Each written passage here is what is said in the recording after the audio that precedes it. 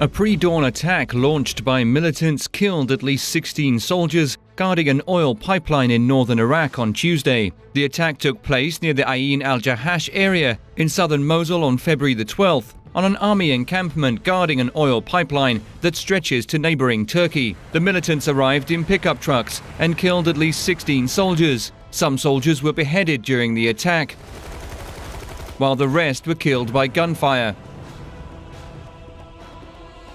No group has claimed responsibility for the attack, but the militants are believed to belong to al-Qaeda-linked groups.